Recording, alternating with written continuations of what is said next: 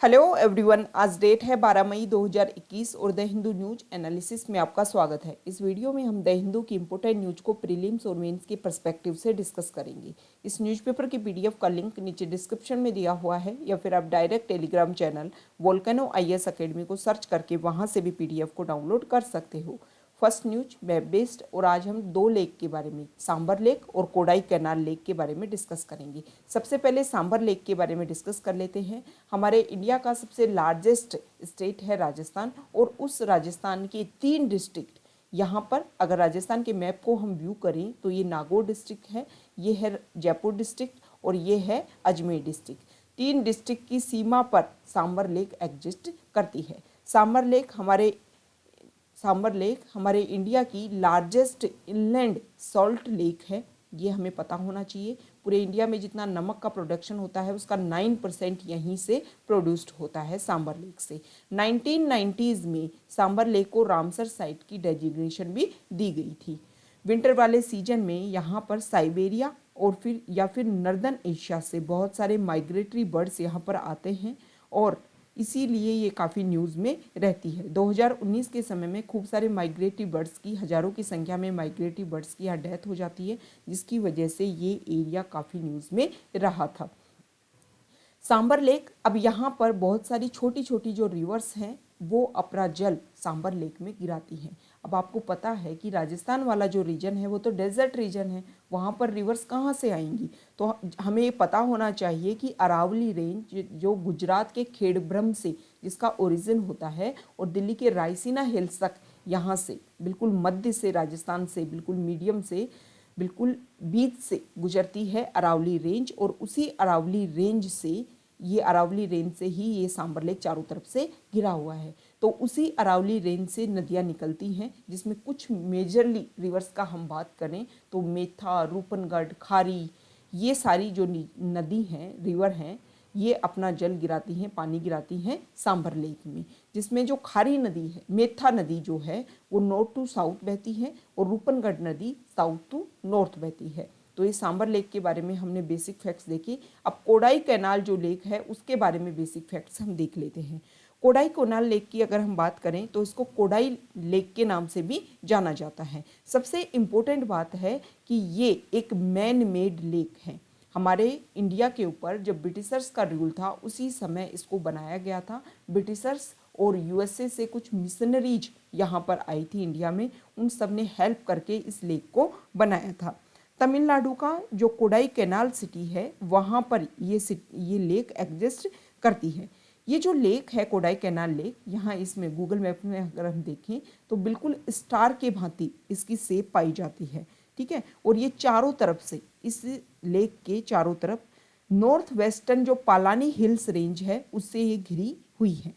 सबसे इम्पोर्टेंट, जैसे हमने वहाँ पर देखा कि पिंक कलर के, सांबर लेक में हमने देखा कि पिंक कलर के फ्लेमिंगोज वहाँ पर आते हैं, मतलब माइग्रेटरी बर्ड्स के लिए वो काफ़ी इम्पोर्टेंट है।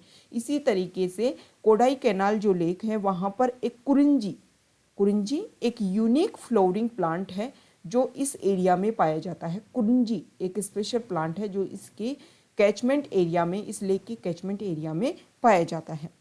2001 से इसके कंजर्वेशन के लिए इसको कंजर्वेशन प्लान बनाया गया है 2001 में इस लेक के लिए, क्योंकि समय के साथ में ये बहुत ज़्यादा पोल्यूटेड और डिग्रेडेड हो रही थी।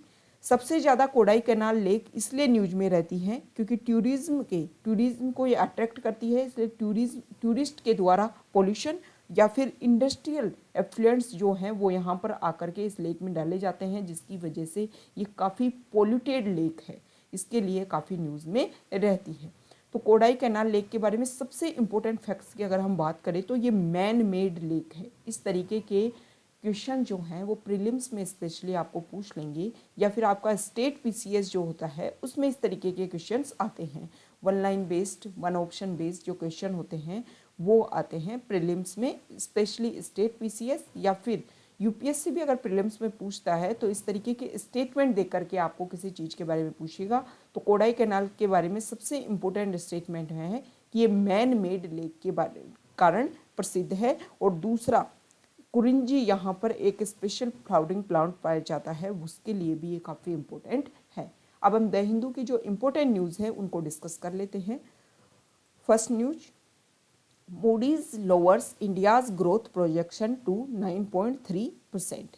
मूडीज इन्वेस्टर सर्विस, उन्होंने इंडिया का पूरे ईयर का कि इस साल की इंडिया की क्या ग्रोथ रहेगी इसके प्रोजेक्शन लगाए थे। पहले उन्होंने बोला था कि 13.7% हमारे इंडिया की ग्रोथ रेट रहेगी इस साल, लेकिन अब उन्होंने बोला है 9.3% इंडिया की ग्रोथ रेट रहेगी, क्योंकि कोविड-19 की सेकेंड वेव का काफ़ी नेगेटिव इम्पैक्ट पड़ा है इंडिया की इकोनॉमी के ऊपर।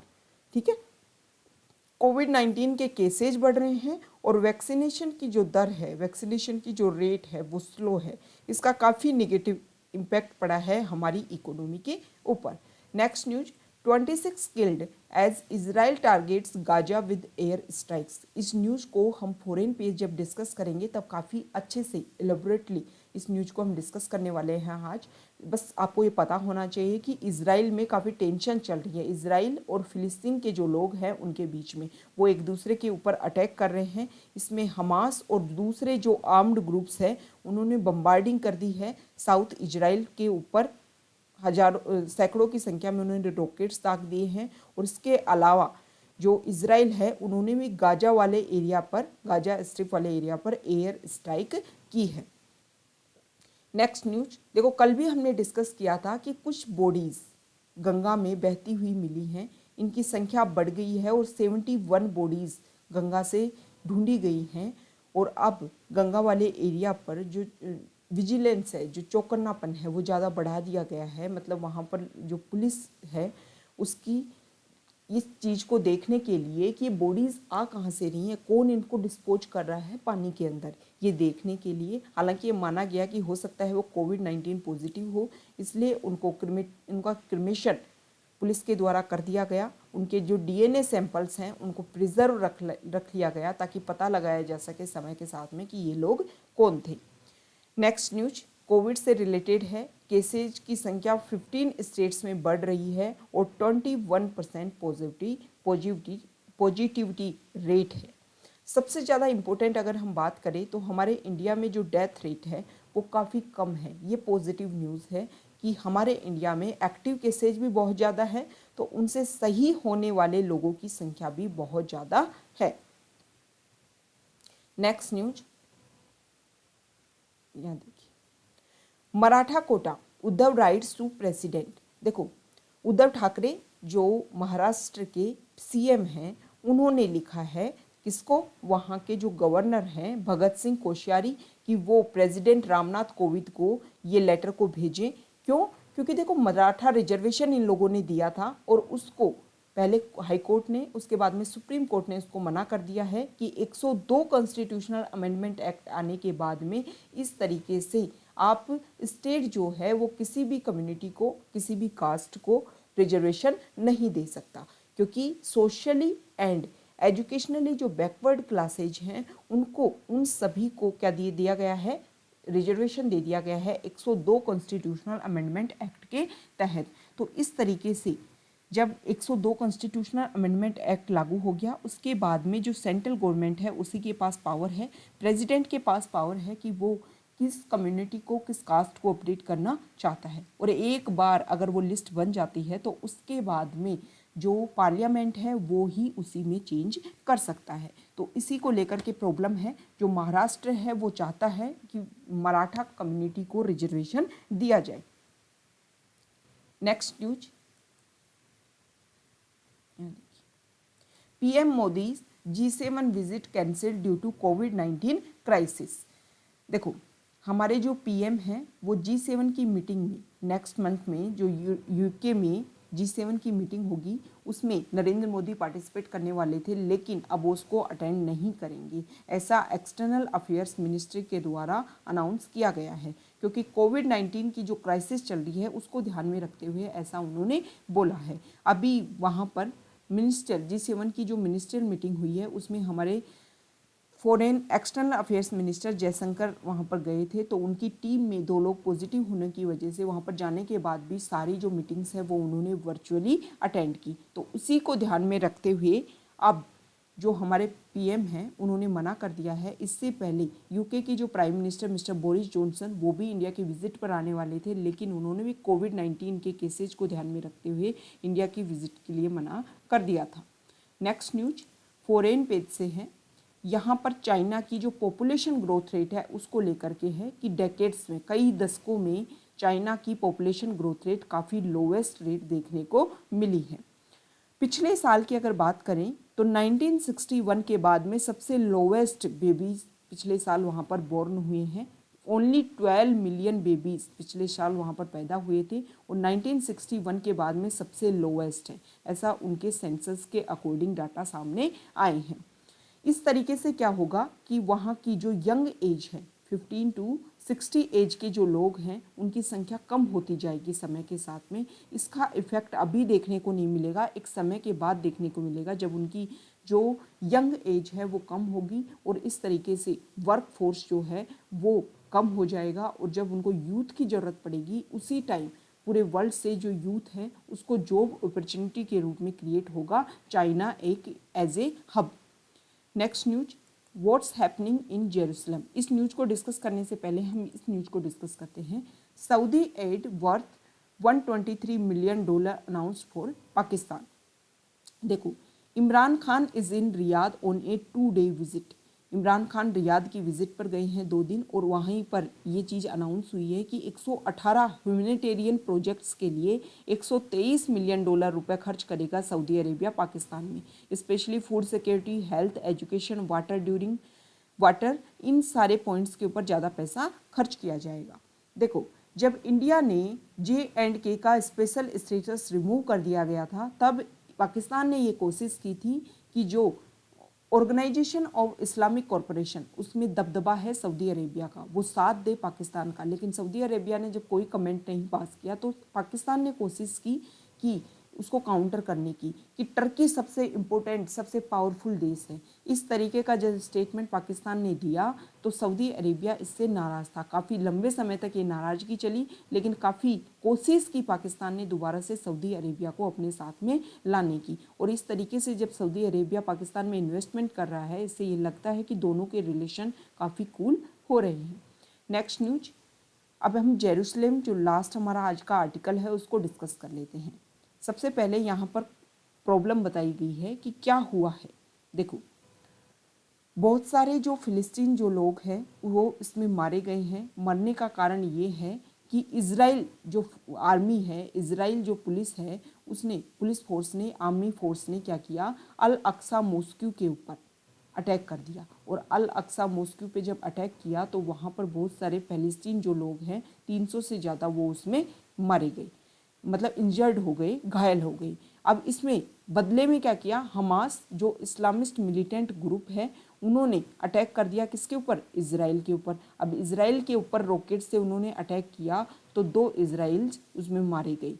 अब इजराइल ने भी एयर स्ट्राइक कर दिया गाजा के ऊपर रिस्पॉन्स में, जिसमें 26 फिलिस्तीन जो हैं वो मारे गए, ठीक है, जिसमें मिलिटेंट्स थे और 9 बच्चे भी शामिल थे। जो पैलेस्टीन के जो लोग मारे गए इसमें बच्चे भी शामिल थे। अब टेंशन्स की यहाँ पर बात की गई है कि टेंशन्स क्यों शुरू हुई। रमजान के महीने से टेंशन शुरू हुई मिड अप्रैल में, जब इजरायली पुलिस ने मना कर दिया कि दमस्कस जो गेट है ओल्ड सिटी में एंट्रेंस का जो गेट है वहाँ पर आप बैरिकेड्स लगाए दे गए इजराइल आर्मी के द्वारा कि आप यहाँ पर एंट्रेंस नहीं कर सकते। लेकिन इसी को लेकर के प्रॉब्लम्स स्टार्ट हो गई थी। बाद में प्रॉब्लम्स इसलिए भी हुई कि ईस्ट जेरूसलम वाले रीजन में कुछ फैलेस्टियन फैमिलीज हैं, फिलिस्तीन की कुछ फैमिलीज हैं, उनको बाहर निकाला जा रहा है। शेख जारा जो एरिया है वहाँ पर कुछ फ़लस्तीन फैमिलीज़ रहती हैं, उनको बोला जा रहा है जूस के द्वारा कि आप तो हमारी जगह पर रह रहे हो, आप यहाँ से बाहर निकलो। तो इससे भी प्रॉब्लम्स काफ़ी बढ़ गई।